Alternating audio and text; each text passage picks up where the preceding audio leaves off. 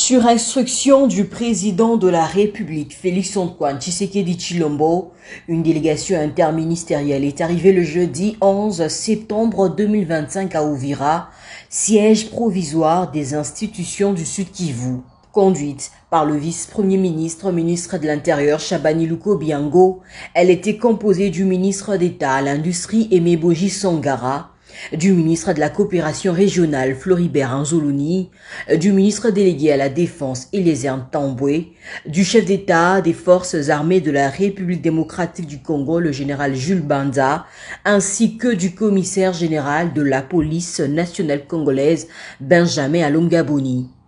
Accueillis par le comité provincial des sécurités, les autorités locales, la société civile et les délégués des patriotes Wazalendo, la mission avait pour objectif de réconforter, pacifier et restaurer l'autorité de l'État dans une zone récemment secouée par des tensions et des journées des villes mortes. Dès son arrivée, le vice-premier ministre a présidé un conseil restreint avec les services concernés, puis une réunion du comité provincial des sécurités élargie à la société civile et aux forces vives, aux délégués des patriotes Wazalendo, afin d'écouter toutes les parties, dissiper les malentendus, aplanir les divergences et favoriser la paix en vue de rétablir l'autorité de l'État à Uvira. Nous avons été envoyés ici par le chef de l'État qui a estimé qu'il était important qu'une mission gouvernementale arrive pour rencontrer les forces vives de la province du Sud Kivu, principalement ici à Uvira, qui est devenu provisoirement le chef-lieu. Le gouvernement, le président de la République,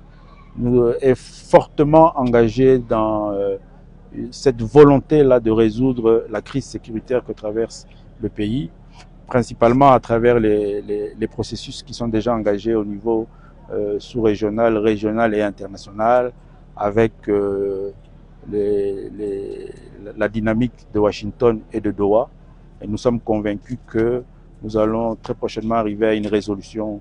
de ce conflit. Le gouverneur du Sud Kivu, Jean-Jacques Pourouzi, a salué cette initiative, soulignant une évolution positive et rappelant l'implication personnelle du chef de l'État. Le lendemain, vendredi 12 septembre, le vice-premier ministre a poursuivi les consultations, rencontrant successivement les administrateurs des territoires, les patriotes Wazalendo et les forces vives dans les mouvements des jeunesses.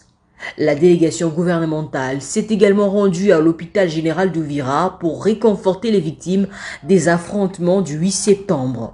Les membres du gouvernement y ont exprimé leur soutien, accompagné d'une assistance financière en signe des solidarités nationales.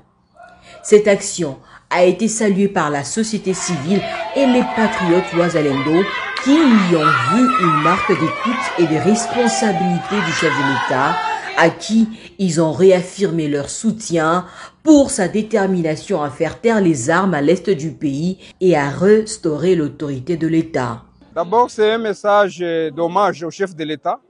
parce qu'il a montré encore une fois sa qualité d'un leader à l'écoute de son peuple. Et là, nous sommes là pour les rassurer que voilà, les Wazalendo sont au service de la patrie, toujours loyaux au chef de l'État, à son gouvernement et à la nation. Conduite dans un contexte marqué par l'occupation d'une partie du Sud Kivu par l'armée rwandaise et ses supplétifs de la FC M23, cette mission gouvernementale est un geste de détermination, de solidarité, de réconfort et d'espoir pour la population d'Uvira et pour l'ensemble des territoires occupés.